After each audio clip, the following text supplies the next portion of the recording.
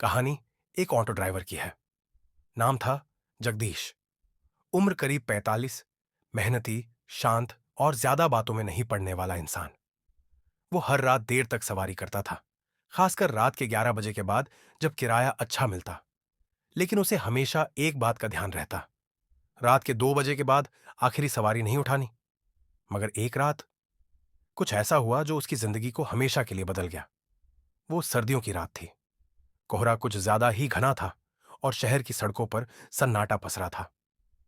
रात के 1:45 बजे जगदीश ने सोचा कि अब बस यही एक फेरा और फिर घर।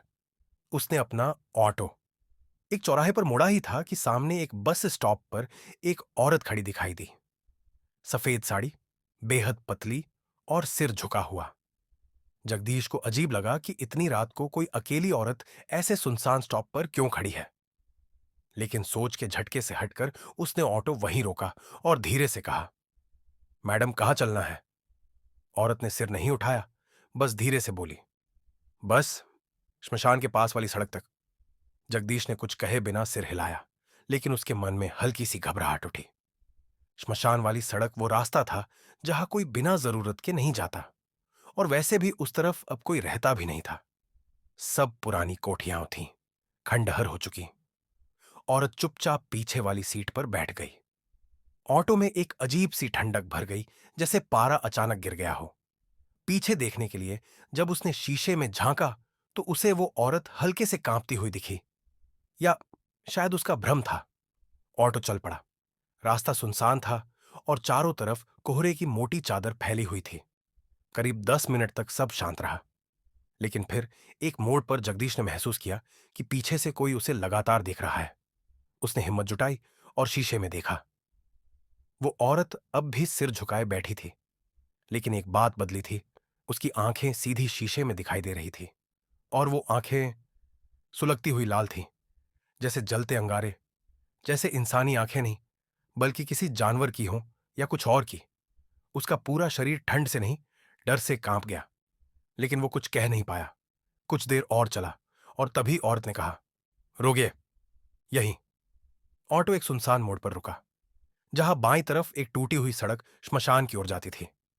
कोई स्ट्रीट लाइट नहीं, कोई मकान नहीं, बस कोहरा और सन्नाटा। जगदीश ने डरते डरते पूछा, मैडम, किराया? औरत कुछ नहीं बोली, बस धीरे धीरे दरवाजा खोला और बिना उसे देखे उतर गई। लेकिन उतरते ही उसके पांव जमीन को नहीं छू रहे थे।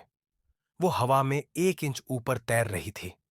और उससे भी डरावना, वो जैसे जैसे दूर जा रही थी, उसकी साड़ी जमीन पर नहीं घिसट रही थी, बल्कि कोहरा उसके चारों तरफ घूमने लगा था, जैसे वो हवा को निगल रही हो। जगदीश डर के मारे सीट पर जड़ हो गया। उसने जल्दी से ऑटो मोड़ा और सीधे घर की ओर भागा। रास्ते भर उसे लग रहा था जैसे कोई पीछे पीछे आ रहा है, लेकिन उसने पीछे नहीं देखा। नहीं देखना ही बेहतर था। अगली सुबह उसने अपने दोस्त रवि को यह बात बताई।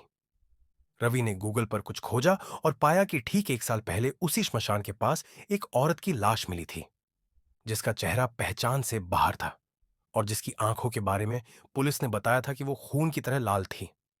कहा जाता है वो औरत आधी रात को लिफ्ट मांगती है, और जो उसे छोड़ आता है वो कभी पहले जैसा नहीं रहता। जगदीश हंसा। भूत वूत कुछ नहीं होता, बस थक गया था। लेकिन उस दिन के बाद से वो बदला बदला सा रहने लगा। रात को ऑटो नहीं चलाता, शीशे पर काला कपड़ा बांधता है, और अब कभी किसी अनजान को नहीं बिठाता। पर बात यहीं खत्म नहीं हुई।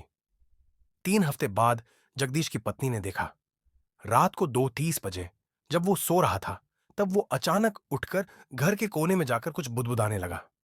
उसकी आंखें खुली थीं, और वो लाल थीं, बिल्कुल वैसी ही जैसी उसने उस औरत की देखी थी। अब भी जब आप उस शहर में जाएं, और अगर रात के 2 बजे के बाद आप किसी सुनसान बस स्टॉप पर सफेद साड़ी वाली किसी औरत को खड़ा देखें, तो मत रुकिए, क्योंकि शायद वो वही है।